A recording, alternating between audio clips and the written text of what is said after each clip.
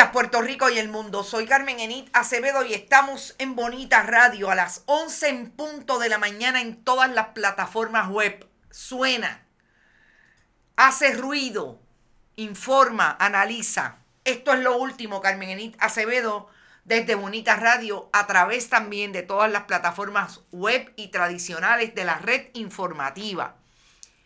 El centro de la isla, el norte, Aguadilla, Moca, Mayagüez, Isabela, todo lo que corra entre el centro, el este y el centro del país, la red informativa, Radio Gritos en Lares, Radio Cumbre en Orocovis, Radio Éxito en Utuado y otras 5 estaciones de la red. ¿Por qué? Porque el periodismo se cuela a través de las diferentes estaciones que antes tenían todo el contenido desde el periodismo, y eso ha cambiado, pero ahora está volviendo a ser lo más importante para que nuestras audiencias se mantengan informadas. Y hoy vamos a dar en exclusiva quiénes son los que allí en una iglesia, a través de la palabra, alegan ellos, del Señor, instaron a una comunidad a que no se vacunara, y mantiene a 23 personas contagiadas hoy y en cuarentena con una nueva cepa del COVID-19. Barrio Río Hondo de Mayagüez. Vamos a hablar de quienes en el 1998 mantienen esa iglesia, increíblemente llamada el Cuerpo de Cristo. Vamos a hablar sobre eso. Vamos a también compartir análisis de lo que está pasando en la esfera judicial con el caso de Ricardo Rosselló Nevares, gobernador renunciante que hoy está tratando de que lo dejen ser uno de los cabilderos por la estadidad. Importante, sí, se van a ganar a razón de $120,000 de la chequera del pueblo después que el pueblo lo votó en el 2019.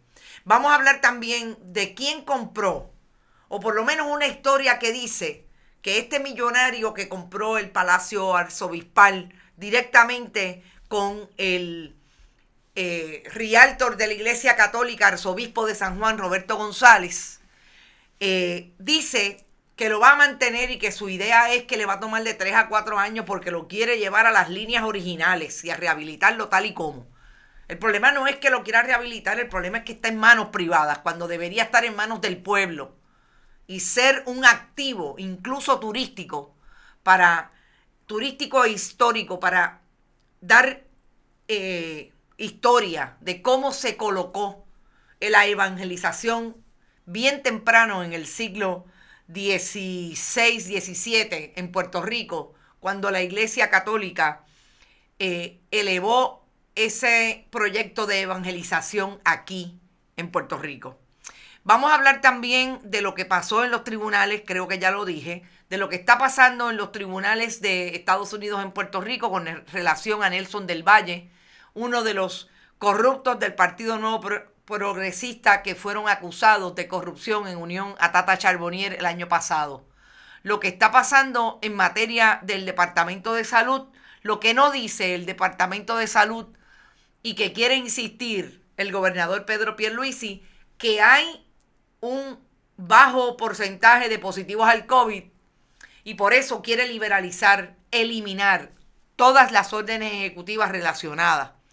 Y cómo fue el desempeño allí en el tribunal de los diferentes representantes en el caso de Ricardo Rosselló, que deja a muchos diciendo que les da vergüenza ajena lo que pasó ayer en la sala de la jueza Brenda de León del Tribunal de Primera Instancia de San Juan. Como siempre, vamos a compartir todos los contenidos de Bonita Radio. Compartan, vayan a bonitasradio.net. Allí usted puede donar a través de PayPal y tarjetas de crédito. Vaya a la Fundación Periodismo 21 en su ATH móvil. Fundación Periodismo Siglo XXI recibe cheques o giros postales a nombre de la Fundación PMB 284, PO Box 19400, San Juan, Puerto Rico 00919-4000. Igualmente Bonita-Radio en Twitter, Bonita Radio en Instagram. iVoox, iTunes y Spotify. Están todos los programas tipo podcast. YouTube también los tiene Premier cada vez que terminamos un programa. A las 12 del mediodía pueden escuchar el análisis deportivo de Rodrigo Otero Goico en Más de una Milla. A las 12 del mediodía cuando terminemos aquí. Y gracias a Buen Vecino Café, a la cooperativa Abraham Rosa y a la cooperativa Vega Alta por su auspicio siempre. Dice Iris Santana, ¿qué dirán los psiquiatras sobre el estado mental de Rosselló? Yo no sé, Iris, pero eso es fuerte para los psiquiatras. Mariel Rodríguez Caloca, Trujillo Alto está por ahí. Evelyn Bonet, saludos y buenos días. Presente desde el oeste borincano, tanto Evelyn como Rosa Banch. Barrio Río Hondo de Mayagüez, exactamente. El Cuerpo de Cristo, sí, ya lo tenemos todo ahí. Gracias a un reportaje de un joven periodista que consiguió la información ayer desde Mayagüez, pero él no trae los nombres de los pastores. Yo se los voy a traer porque los conseguí en documentos oficiales del Departamento de Estado. Iona Muñiz, buenos días. También está por ahí Javier Jiménez. Yo pensé que era yo, salí y entré por la página de Facebook. ¿Ya sabemos qué congregación es? Sí. El Cuerpo de Cristo, allí en el barrio Río Hondo de Mayagüez. No te vayas, Brenda, porque tengo toda la información. Brenda está por ahí, Adalberto Ramos. Se está cortando la señal, no, Adalberto. Tranquilo, que esto está... estamos bien estables hoy. Bueno, vamos a empezar por la legislatura de Puerto Rico y lo que yo creo que habíamos hablado nosotros, que es uno de los problemas principales que tiene la legislatura de Puerto Rico de frente a la Junta de Control Fiscal. Nosotros hablamos de que ahora era que se iba a ver. Recuerden que el 30 de junio termina la sesión ordinaria de la legislatura de Puerto Rico.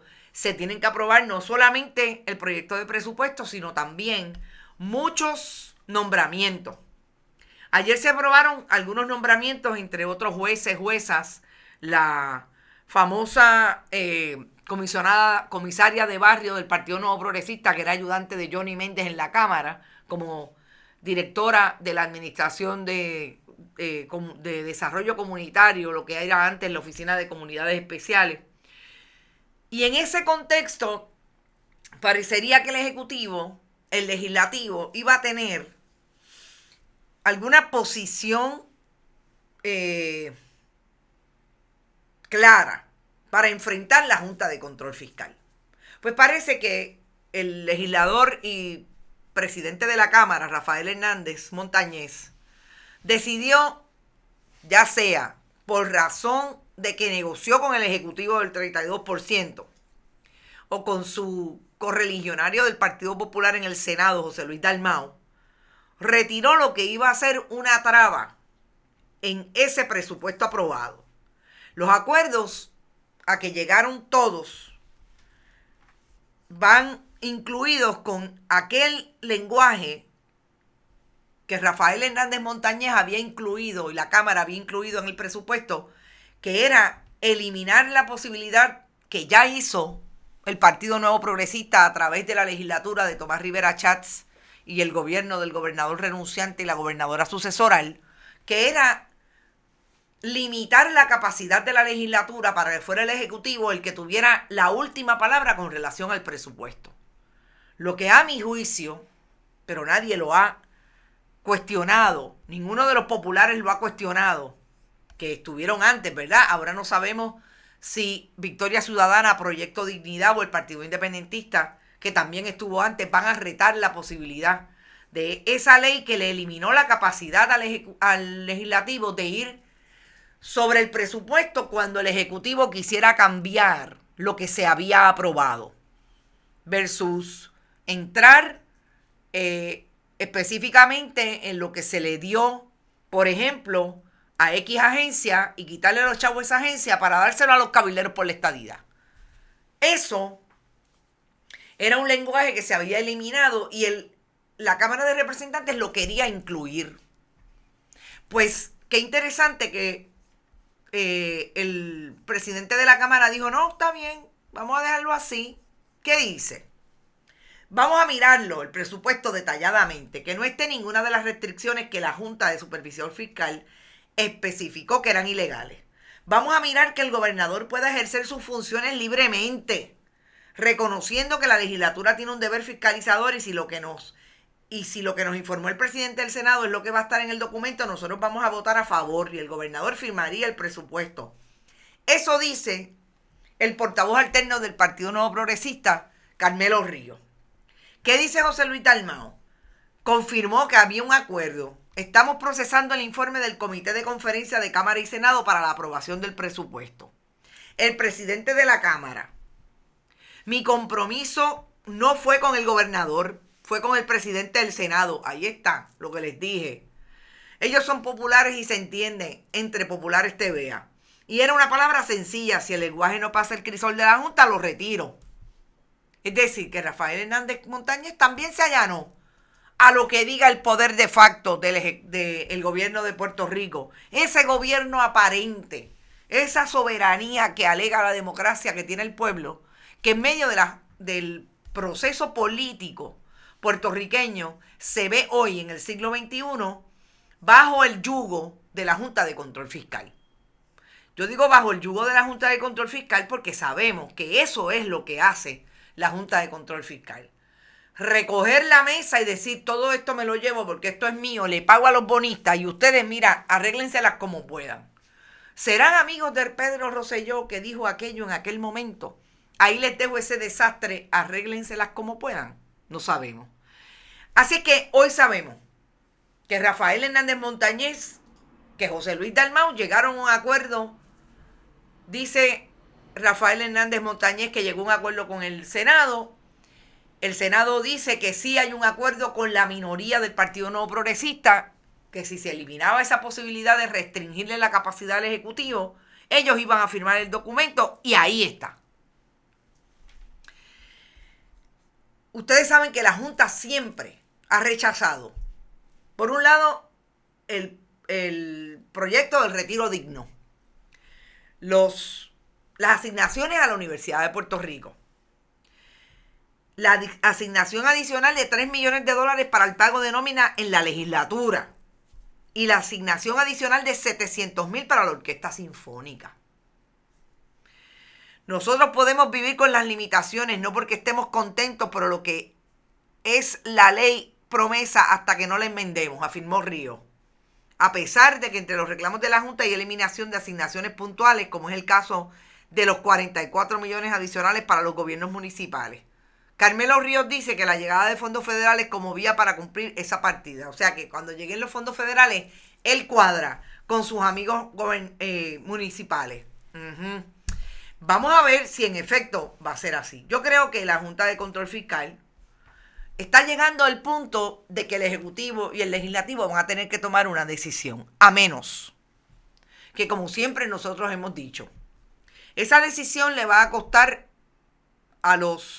tanto al Ejecutivo del 32% como a la legislatura pluralista la posibilidad de tener tiempo y espacio para ganar algo en el 2024. Porque a mí me parece que a pesar de este gabinete que tenemos en esta imagen que circulamos ayer, que es el gobernador de Puerto Rico, Tomás Rivera Schatz, advirtiendo vamos a coger la pela del siglo en el 2024. Carmelo Ríos separándose de todo el mundo porque no se quiere pegar ni con cola. Carlos Johnny Méndez y Noelia Bardales con cara de ¿por qué estamos aquí? Esta va a ser la imagen que va a perseguir al Ejecutivo si insiste en que no van a enfrentar y no van a cabildear, ni le van a decir al país que van a hacer todo lo posible porque la ley promesa se enmiende y la prioridad de la reestructuración de la deuda de Puerto Rico sean los puertorriqueños o los residentes de este país y no los bonistas.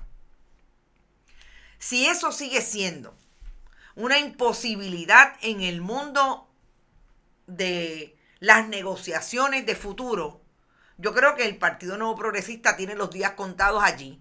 El gobernador del 32% tiene los días contados porque los focos de tensión, los fogones prendidos a punto de explotar, la olla de presión a nivel social no van a cesar. Y si queremos hablar de quienes se han unido a esas protestas, tenemos hoy a un grupo que no es habitual que provoquen protestas alrededor de sus condiciones de trabajo, a pesar de que sabemos que los oficiales correccionales son uno de esos grupos en el mundo de las agencias de seguridad del Estado peor pagados con peores condiciones de trabajo. Y ahí están los oficiales correccionales diciéndole a Pedro Pierluisi que incumplió la promesa, que ha incumplido la promesa de aumentarles el salario. ¿Por qué? Porque el 30, alias mañana, se cierra la sesión ordinaria y en el presupuesto no hay nada planteado con relación a un aumento de salario para los guardias correccionales. ¿Y qué dicen los guardias correccionales?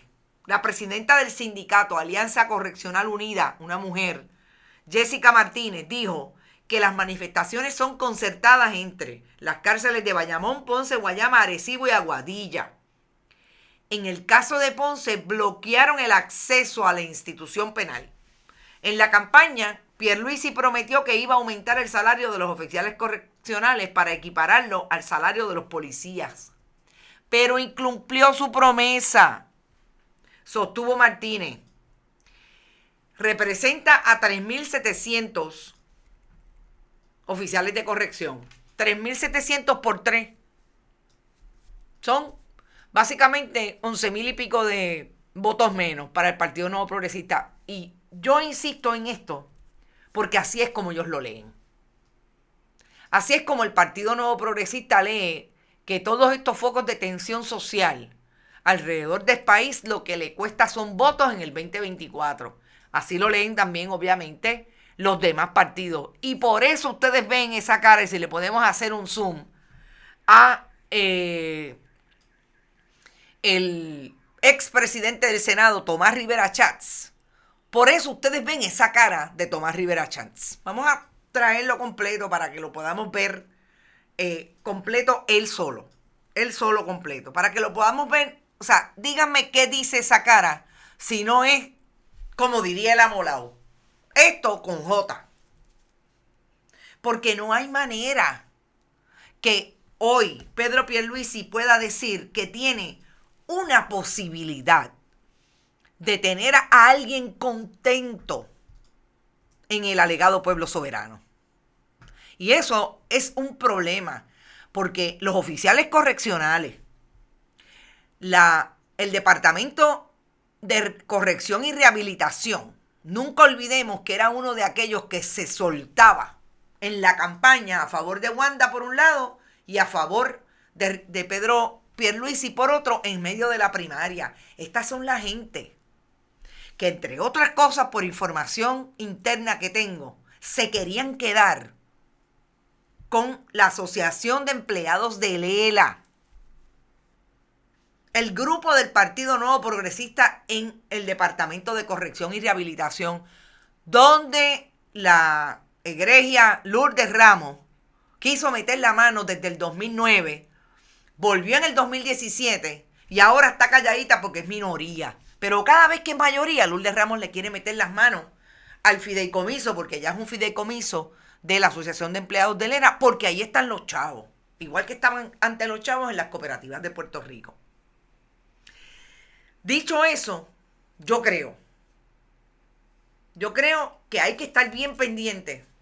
Ya empezaron los oficiales correccionales, esperemos a los policías, esperemos a los maestros que no han podido negociar en el Departamento de Educación con el representante exclusivo, incluso van a elección para escoger el representante exclusivo del sindicato. ¿Qué van a hacer con el Departamento de Educación? ¿Van a buscar un Luma Partout para que destruya el sindicato? ¿O los sindicatos? Sabemos que ahí está la asociación, la federación y otros grupos.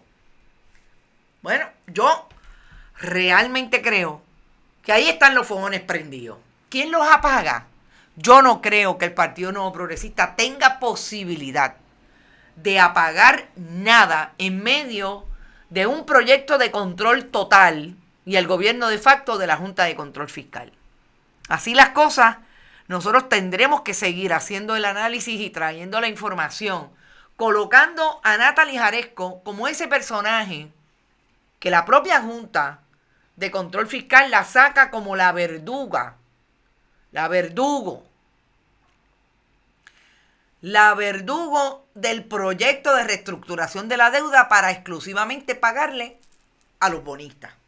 Y hablando de bonistas, vamos, ¿a quién compró el Palacio Arzobispal? Por un asunto puntual, y es como hoy también hay una historia que intenta colocarlo como este buen samaritano. ¡Ay, María, qué buenos son los ricos del país! A mí me da pena cuando leo estas historias y veo que los colegas tienen que hacer historias que a todas luces son el mandado de alguien para decir que los ricos también lloran. Ese pobre muchacho que pagó 8.8 millones de dólares por 2 propiedades que a lo sumo podrían estar en el doble o en el triple, por el valor histórico que tienen, por el patrimonio histórico edificado que constituían allí en el Viejo San Juan. Ahora resulta que todos tenemos que aplaudir que ese muchachón quiere el Palacio Arzobispal en una medida de relaciones públicas brutal. Quiere el Palacio Arzobispal para vivir para siempre en Puerto Rico. Porque él vino una vez a Puerto Rico y vivió tanto tiempo allí en el Viejo San Juan, que se dio cuenta que allí es donde él quiere crecer con su esposa o con su familia. La verdad es que la historia solamente menciona a una esposa que le encanta hacer jogging por las noches allí entre la calle donde viven y el Morro. Entonces, lo que quiere hacer este muchacho, según él, con esa estructura que está deterioradísima, no lo dudo, es hacerla su residencia principal y devolver las líneas originales que tiene el Palacio Arzobispal, que como ustedes saben, es esa estructura que data de mucho tiempo, específicamente en la época de la colonización y conquista, cuando los españoles colonizaron a Puerto Rico y allí se establecieron en principio para un proyecto de evangelización. Entonces, esa ruta que hace la colega periodista a través de las estructuras del Palacio Arzobispal con este dueño que es un inversionista de las leyes 20 y 22, que ya sabemos que nos han dicho los colegas del Centro de Periodismo Investigativo, que son leyes que no le rinden fruto a Puerto Rico, que a quien le rinden frutos a aquellos que vienen a tajuriar con sus contribuciones y a buscar que los chavitos, los millones, le rindan más. Estos no son 4 personas que ejercitaron el empresarismo para salir de la pobreza. Estos son millonarios que siempre quieren ver que sus millones sigan más, nunca que sean menos. Entonces esta estructura, que ustedes saben que, como bien dice la historia, tiene sobre 3 siglos de construida, él la quiere para una casa, porque él hizo lo que tenía que hacer a través de un amigo, que era Matthew Donoghue, que Matthew Donoghue es el que hizo toda la transacción de compraventa porque él no podía venir a Puerto Rico. Mira, págame eso ahí, te voy a mandar la transferencia, 8.8 millones de dólares por ambas propiedades, y así podamos comprar esa propiedad porque yo quiero vivir en Puerto Rico. Yo quiero vivir en Puerto Rico porque, mire, más allá de eso de que la ley 2022 me iba a dar dinerito adicional, no. Yo soy un filántropo. Casi le faltó decir que era un filántropo. Y que él venía a Puerto Rico, imagínense, a poner los chavitos aquí, etcétera. Entonces, cuando hace esto, otra cosa que dice, pagó, yo digo 8.8, me equivoqué por 1.8 a favor de él, pagó 7.7 millones.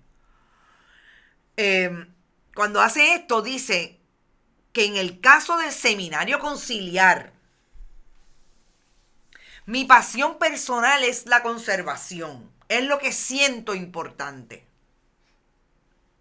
Esta es una cita en esa historia. ¿Qué va a hacer con el seminario conciliar donde ubica el Centro de Estudios Avanzados de Puerto Rico y el Caribe? Pues mire, él ya firmó, le dio la exclusiva a esta periodista. Él ya firmó un acuerdo de arrendamiento con la institución educativa para que no paguen nada durante 5 años a saber qué pasa después. Yo me pregunto, ¿dónde está el documento? ¿Dónde está el contrato que él dice que firmó? ¿Alguien lo tiene? ¿O esta es la lavada de cara tradicional para que el mundo vea cómo estaba el Palacio Arzobispal? Cómo lo tenía, como dirían en country, como un chiquero la Iglesia Católica. Y este buen vecino de Texas vino a Puerto Rico a ponerle los chavitos y hacer esa su residencia. Yo le hubiera hecho una pregunta. Por un lado, ¿dónde está el contrato con la organización educativa?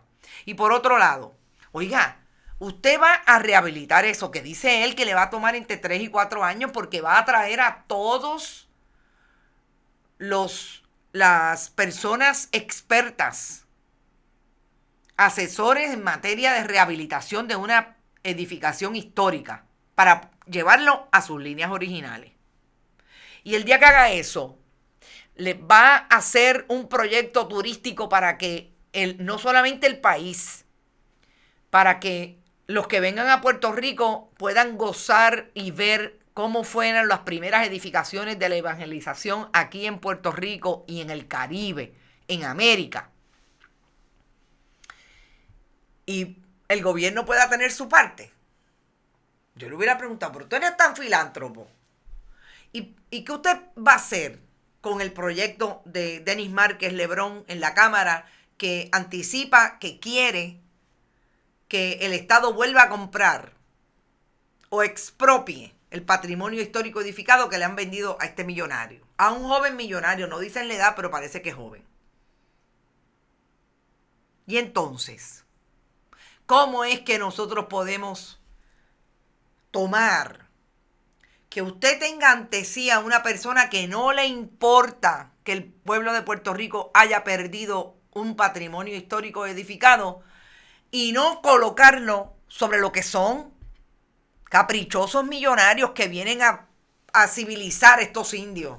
Yo me retrotraí en la historia aquel momento en que aquellos evangelizadores con a Dios rogando y con el mazo dando venían a Puerto Rico dizque a proponer que esta gente, bendito, no creyeran en eso que creían, pero a fuerza de batazo y a fuerza de latigazo creyeran en Dios.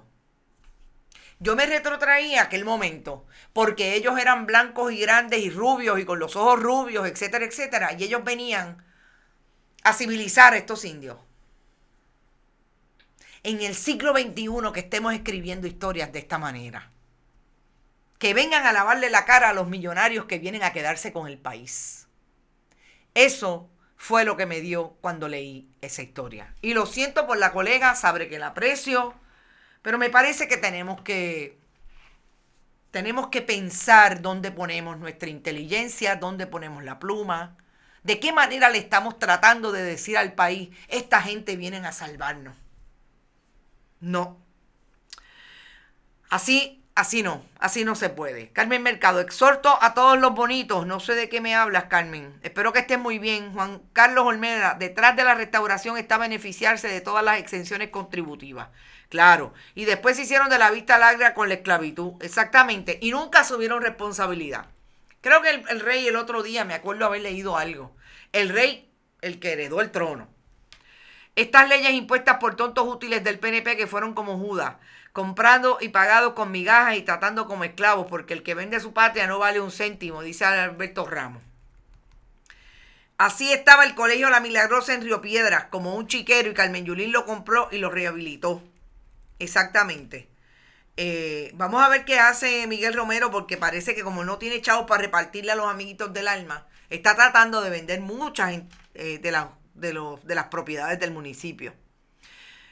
Compremos la fortaleza, el mundo es bello, dice Carmen Mercado. Si los legisladores siguen trabajando uno contra otros, van a destruir a Puerto Rico, dice Jorge Brignoni.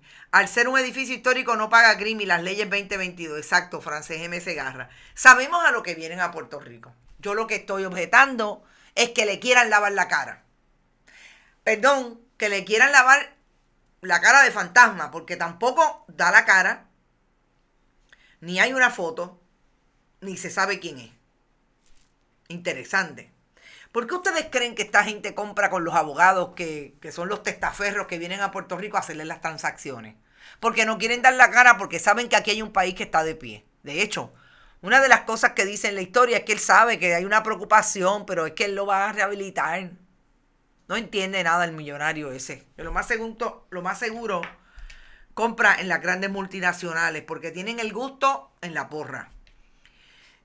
Muy cierto, dice Brignoni. Bueno, entonces, a esta hora, a las 11:32, yo creo que es justo y necesario que vayamos a la historia de Ricardo Rosselló Nevares y repasemos cómo es que en esa historia, en esa imagen de ayer, en el Tribunal de Primera Instancia de San Juan, la jueza Brenda de León.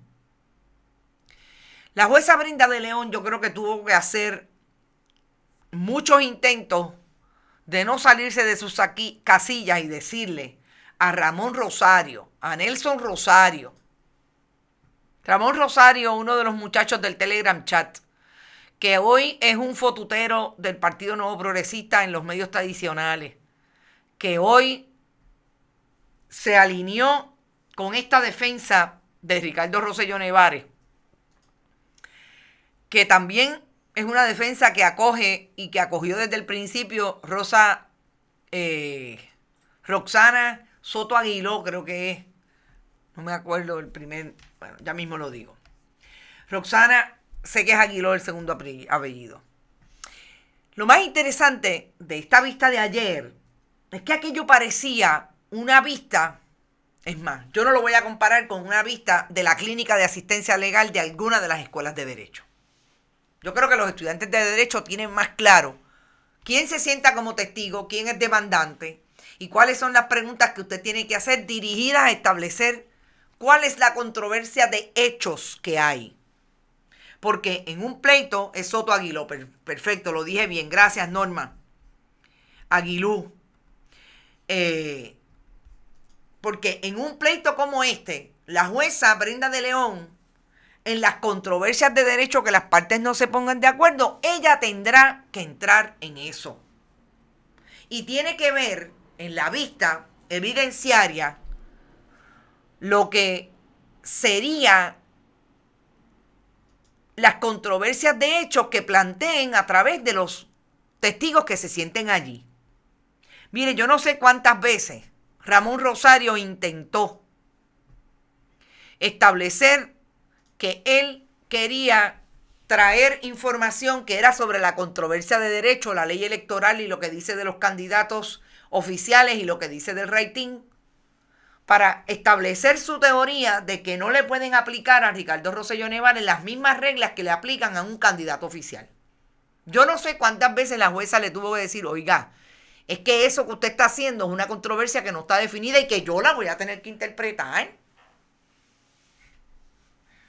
El muchacho estuvo como en 4 o 5 ocasiones. Pero lo peor de todo, además, era que un Nelson Rosario, el demandante y comisionado electoral del Proyecto Dignidad, se sentó allí como si él estuviera en el balcón de su casa tomándose una fría y diciéndole, tuteando al abogado.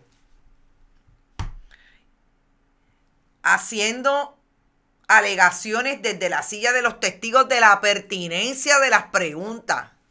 Una dice, yo he visto de todo en los tribunales. Desde el 1900, Marta Sau 93, estoy en los tribunales viendo casos en Puerto Rico desde el punto de vista periodístico. Y nunca había visto abogados que no supieran cuál es la posición que ocupan en el pleito y cómo se deben comportar ante los tribunales. Y esa vista duró casi hasta las 10 de la noche. Pero si interesante fue la incapacidad que tuvieron de comportarse profesionalmente y de incluso ser capaces de traer la prueba para sentar las bases y probar su caso entre unos y otros. Interesante también fue las alegaciones de Ricardo Rosselló Nevares de cómo fue que él pidió que lo sacaran del registro electoral de Virginia después de que Nelson Rosario, Proyecto Dignidad Comisionado Electoral, radicara el pleito. No fue un día después de la elección, un día después que radicó el pleito. Que Ramón Rosario insista en lo que hoy es un planteamiento que tendrá que dilucidar la jueza Brenda de León, que ya se reservó el fallo para establecer y traer la información relacionada con ese hecho. Eso pasó ayer en los tribunales de este país y la jueza Brenda de León estaba que no lo podía creer. Que Soto Aguilú tenía 204 discusiones con el testigo. Y la jueza tenía que decirle 212 veces, haga preguntas, licenciada, no argumente con el testigo. Pero ahí están. Ese es el Dream Team de la defensa de Ricardo Rosselló Nevares. Y lo más increíble que en el contexto de todo esto, Beatriz Arreizaga, que parece que tiene problemas entre cómo se identifica en las redes sociales y cuándo es un troll y cuándo es ella, colocó esta imagen en las redes. Una imagen que trae lo que un troll hace muy bien. La comparación entre lo que ha pasado con Carmen Yulín Cruz, lo que ha pasado con las investigaciones en Mayagüez, en el caso del alcalde de esa ciudad, José Guillermo Rodríguez, y lo que están investigando a su esposo, gobernador renunciante. La verdad es que de primera dama a troll está fuerte. Pero esto fue lo que trajo el barco. Y dice José Dil, como diría mi abuela, a lo que hemos llegado. Así mismo, a lo que hemos llegado. Y vamos a la última historia que tiene que ver con el Departamento de Salud. Y lo que para nosotros fue una súper vergüenza que el secretario del Departamento de Salud, Carlos Mellado, así como el director de epidemiología o principal epidemiólogo del Estado, porque no le dan el nombre de aquello que era antes la posición que se ocupaba desde el Departamento de Salud, cuando era un departamento que atendía la salud pública de Puerto Rico, José Becerra, no quisieron revelar y revelaron a medias estableciendo que había una congregación religiosa cristiana, que a mí me encanta porque nunca dijeron que era una congregación religiosa cristiana. Siempre dijeron que era una congregación religiosa de 35 personas en términos de hacia dónde se fueron los contagios, que era en Mayagüez, pero nunca identificaron dónde era. Pues nosotros encontramos, a partir de un reportaje que hiciera ayer un joven del oeste, excelente por cierto, en Guapa Televisión, que la iglesia se llama la iglesia El Cuerpo de Cristo. Y esto es en el barrio Río Hondo de Mayagüez. Este joven fue allí ayer. Estas son las imágenes de allí, del sector del barrio Río Hondo, donde opera esta congregación religiosa cristiana desde el 1998. Marta Sao lleva 23 años. Pero ¿qué pasa? El secretario del Departamento de Salud y José Becerra han estado, por lo menos José Becerra, esta mañana en medios tradicionales y no soltó prenda de quiénes eran los religiosos que habían instado a su congregación a no vacunarse. Y de no vacunarse, estamos hablando que nosotros tenemos a 23 personas que están hoy en cuarentena. A 4 personas muertas, entre ellas el pastor, oigan bien, el pastor que se paró allí y dijo con la boca de comer, no se vacunen, no se vacunen. Y otras 3 personas de 4 familias distintas, que son personas de allí, del barrio Río Hondo, y que participaban como feligresía en esta iglesia. Hay 9 personas hospitalizadas, 23 personas contagiadas y otros tantos en cuarentena, porque la primera vez que la epidemióloga municipal de Mayagüez detectó este brote fue el 14 de junio y empezó desde ese mismo día a buscar información y se acercó a la congregación. Y la congregación no cooperó con las autoridades de salud pública para llegar a lo que es un brote de una cepa de las que se han identificado, han llegado a Puerto Rico del COVID-19.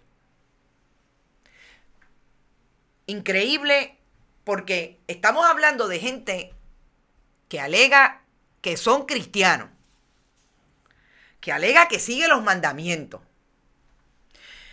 que a la menor provocación que usted les dice algo, te dicen amén, el Señor te bendiga, y te pueden recitar los mandamientos, pero aparentemente como una gran botella.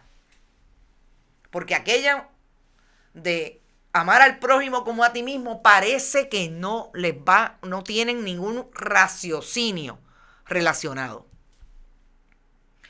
Entonces, dice Robert Baldwin, manda fuego, Señor. Hay un refrán que yo conozco muy bien porque, como les he dicho antes, yo tengo una abuela que es una fundadora de una iglesia bautista histórica en el pueblo de Río Piedra. Y Reyes Vázquez decía, a Dios rogando y con el mazo dando. En el caso de la congregación El Cuerpo de Cristo del sector Río Hondo, del barrio Río Hondo de Mayagüez, se puede decir a Dios rogando y con el COVID matando. Porque en efecto el COVID está matando a miembros de esa congregación. Porque hubo 2 pastores, un hombre y una mujer que dijeron no se vacunen. Y nosotras fuimos tan brevemente que Verónica Vegabón, nuestra directora técnica, decía, pero ¿dónde consiguió eso? Pues porque es que el Departamento de Salud tiene que aprender algo bien importante, y el gobierno de Puerto Rico, cuando oculta información, tiene que aprender que hay muchos que sabemos dónde está la información pública. Las corporaciones sin fines de lucro constituidas en iglesias Cristo Inc., como esta, tienen que registrarse en el Departamento de Estado. Y aquí está el documento que acredita que el Cuerpo de Cristo, la organización religiosa cristiana, la iglesia El Cuerpo de Cristo, está ubicada en la comunidad Lomas Verdes, calle CG 14 del barrio Río Hondo de Mayagüez, y que está incorporada desde el 1998. y que su agente residente es Joel Seda Colón, que tiene como una de sus líneas, estatutos corporativos, volvamos al documento, la divulgación del evangelio, socorrer a los necesitados, y cualquier actividad lícita. Yo voy a detenerme ahí, en la actividad lícita. Sigamos en el documento porque es importante que estemos en el documento para identificar y poder explicar de lo que se trata. Cualquier actividad lícita habría sido decirle en el medio de una pandemia a los feligreses que hicieran lo que tuvieran que hacer en términos de lo que estaba dictando la principal agencia de servicio de salud pública en Puerto Rico para protegerse de la pandemia. Y como actividad ilícita hicieron lo contrario. Porque que yo sepa, el gobierno de Puerto Rico puede actuar contra aquellos que van en contra de la emergencia en medio de una pandemia, que significa vacunarse o no vacunarse. Cuando usted le está diciendo eso no funciona, eso no funciona. La corporación no tendrá acciones de capital, sabemos que es una, vamos hacia arriba, sabemos que es una corporación sin fines de lucro. Ya dije, como agente residente, hacia arriba, a Joel Seda Colón. Ahí están las condiciones que figurarán, todo lo que va a hacer esa corporación figurará en los estatutos de la corporación. Perfecto. Más arriba. Por último, ¿quiénes son los que en el 1998 fueron allí y dijeron adiós rogando y con el mazo dando?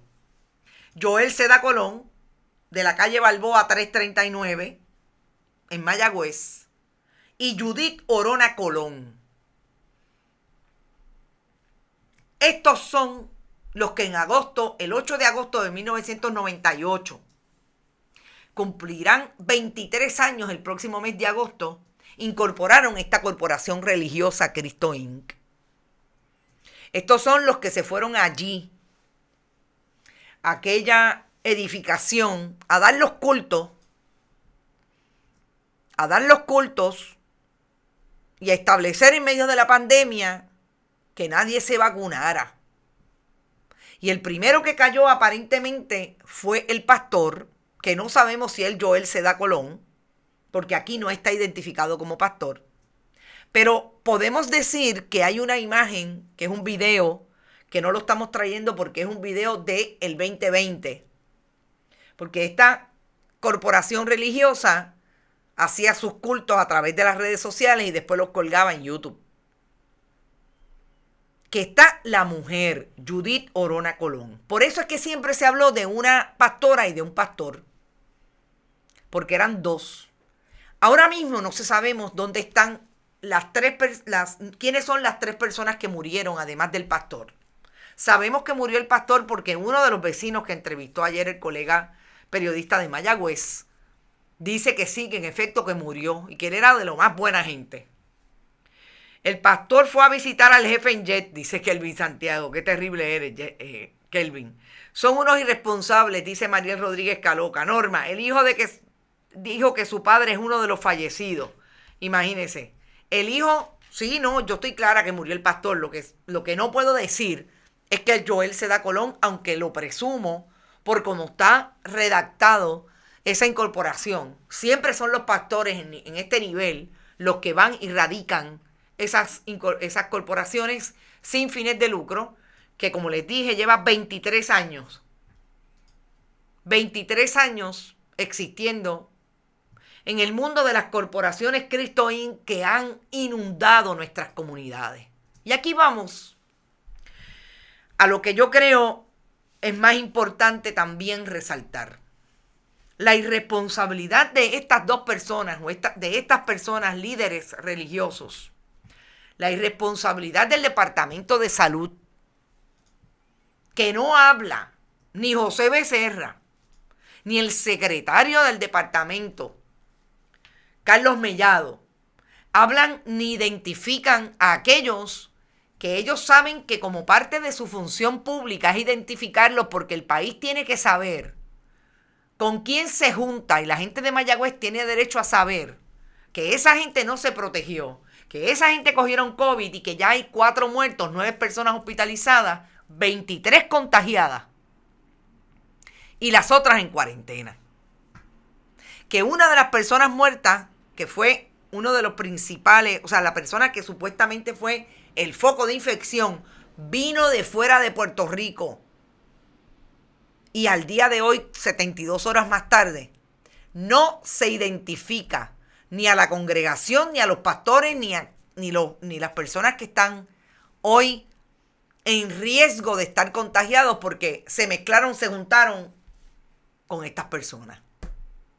Y me dice a mí el secretario del Departamento de Salud que él es responsable, que él le preocupa al pueblo de Puerto Rico.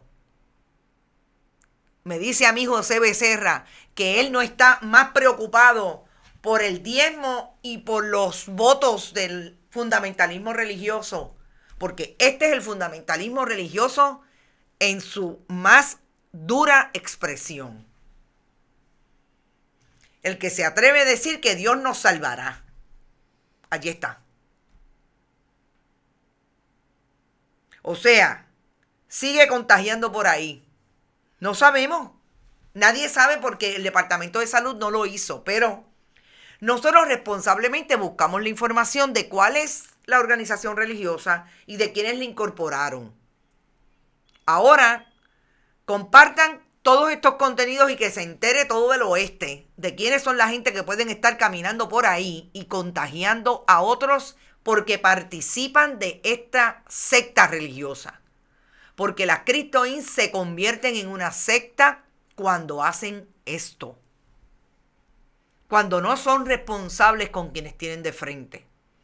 Como Jimmy Jones, no sé si se llama el que mandó congregación a suicidarse. Sí, Jim Jones.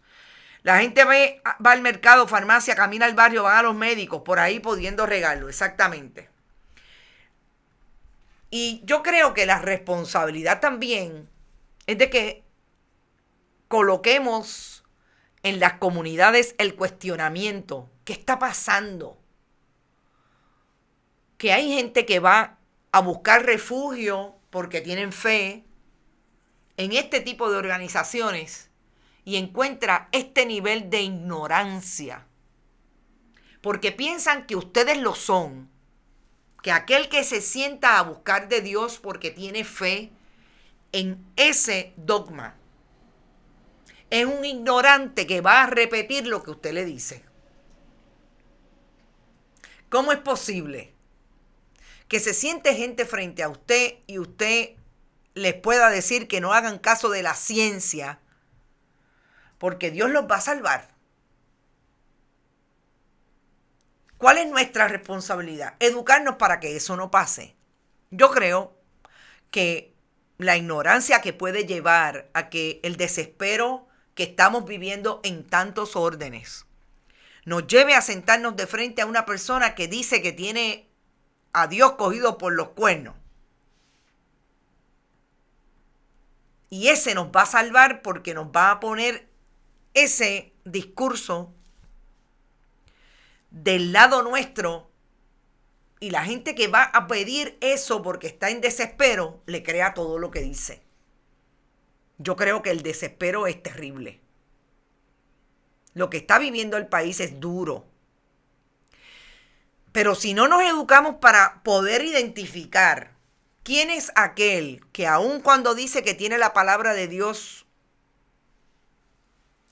de su lado y que habla por boca de él, cuidado que no estén llenándonos de desinformación que nos pueda provocar la muerte. Y eso es lo que debería estar hablando el secretario de Salud y José Becerra.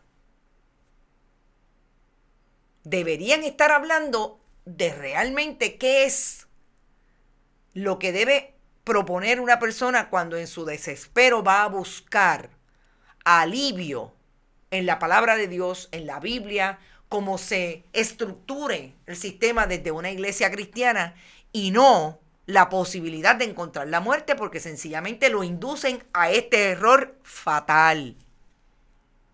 Decía una amiga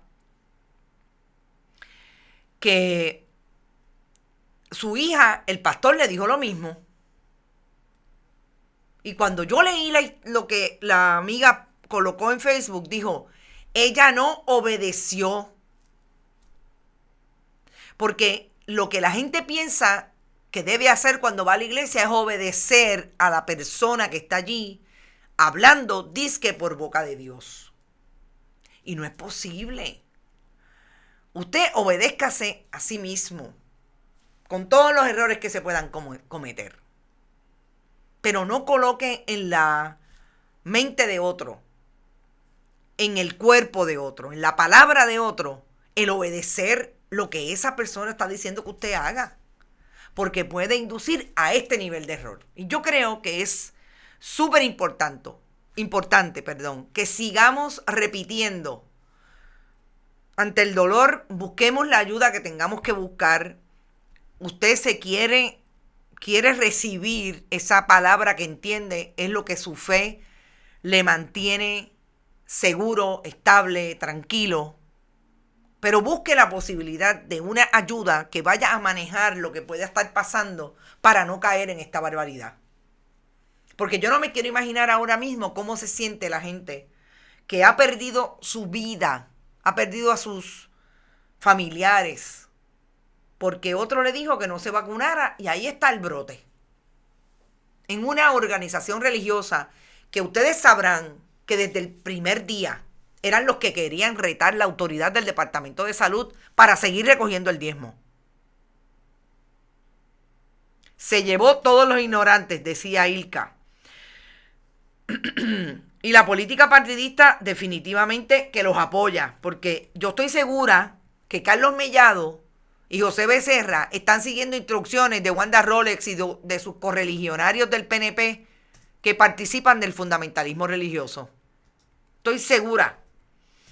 La historia así lo confirma, porque se educa para memorizar, no para desarrollar pensamiento crítico. La fe no contradice el sentido común. Exactamente. José Becerra se escapó al matadero. No tienen conocimiento del daño que hacen. Ellos buscan gente que está en faltos de fe y los manipulan. Así es. Y yo a esta hora me tengo que ir. Tenemos reunión de Bonita Radio. Vamos a seguir desarrollando contenido, buscando la información, a pesar de que el gobierno de turno no nos quiera dar información, de que quieren esconder. Aquí está. Nada oculto bajo el sol, sí bajo el manto del Departamento de Salud de Carlos Mellado y de José Becerra. Compartan. Recuerden que estamos en bonitasradio.net. Allí puede donar a través de PayPal y tarjetas de crédito. Fundación Periodismo 21 en su ATH móvil. La Fundación Periodismo Siglo XXI recibe cheques o giros postales a esta dirección: PMB 284, PO Box 19400, San Juan, Puerto Rico 00919-4000. Recuerde que estamos igualmente en Bonita-Radio en Twitter, Bonita Radio en Instagram, Bonita Radio siempre en YouTube, siempre. Después de este programa, iVoox, iTunes y Spotify tipo podcast. Ahora viene por ahí Rodrigo Otero Goico, no se lo pierdan, en Más de una Milla, con el análisis deportivo. Gracias, Buen Vecino Café, la cooperativa Abraham Rosa y la cooperativa de Vega Alta. Nos vemos a las 5 de la tarde en ¿Qué Palo es Noticia? Buen provecho.